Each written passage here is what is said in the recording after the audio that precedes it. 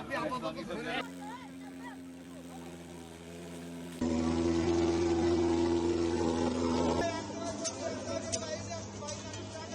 নর্দমায় যেন কেউ ময়লা না ফেলেন এবং এটাকে আবর্জনা মুক্ত রাখেন এবং এই যে জলাশয় ডোবা নালা এতে যেন কেউ ময়লা না ফেলেন। আমরা সেভাবেই আমরা কাজ শুরু করতে চাই। আসলে মন্ত্রিপরিষদ বিভাগ থেকে এটার একটা নির্দেশনা দেওয়া আছে যে আমাদের মশার প্রকোপ না কমা পর্যন্ত এই অভিযান আমাদের চলমান থাকবে এবং আমাদের স্থানীয় সরকার প্রতিষ্ঠানে যতগুলো প্রতিষ্ঠান আছে আমরা সবাই সমন্বিতভাবে এই কার্যক্রমে অংশগ্রহণ করব। 9 মার্চ 2026 তারিখে 75 নম্বর স্মারকে মন্ত্রিপরিষদ বিভাগ থেকে একটি লেটার ইস্যু করা হয়েছে প্রতি শনিবার মশক নিধন কার্যক্রম অব্যাহত রাখার জন্য। আমরা এটা অব্যাহত রাখবো।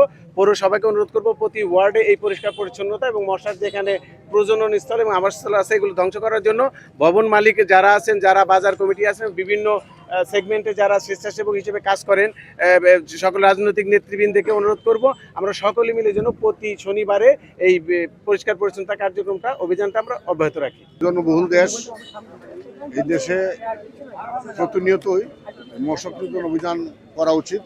আমি আর প্রত্যাশা রাখি কিশোরগঞ্জ পৌরসভা এই প্রশংসনীয় উদ্যোগটি বারবার গ্রহণ করবে এবং কিশোরগঞ্জ পৌরবাসী যাতে মশার উৎপাত থেকে উপদ্রব থেকে রক্ষা পায় সেজন্য তারা তাদের উদ্যোগ অব্যাহত রাখবে। ব্যক্তি পর্যায়ে যখন এই উদ্যোগটা কার্যকরী হবে তখন সমন্বিতভাবে কিন্তু এটা প্রতিরোধ করা সম্ভব হবে।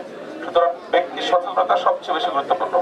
সেই জন্য আমরা প্রচার চালাচ্ছি এবং আমরা এরপরে মনে করেন আমাদের বাংলাদেশ নেতা সহ সকল ইলেকট্রনিক প্রিন্ট মিডিয়াতে এটি নিয়ে আমাদের কাজ করবে। কারণ আগে শুধু বর্ষাকালে ডেঙ্গুর প্রকোপ ছড়া পড়তো, এখন কিন্তু সারা বছরই এটা ছড়াচ্ছে এবং মাননীয় প্রধানমন্ত্রী আমাদের সাথে বৈঠকে বলেছেন যে এটা একটা মহামারী একটা ধারণ করেছে, যাতে এটা সংক্রমিত না হয় বা এটা যেন বৃদ্ধি না পায়। এই জন্য আমাদেরকে সচেতনতামূলক কাজ করতে হবে এবং প্রত্যেকের অবস্থান থেকে এই কাজটা করতে হবে। এক্ষেত্রে আমি মাননীয় জেলা প্রশাসক মহোদয়কে বলবো যে আমাদের বাগেরহাটে অনেক এনজিও গুলো কাজ করছে, তারাও কিন্তু ব্যক্তি পর্যায়ে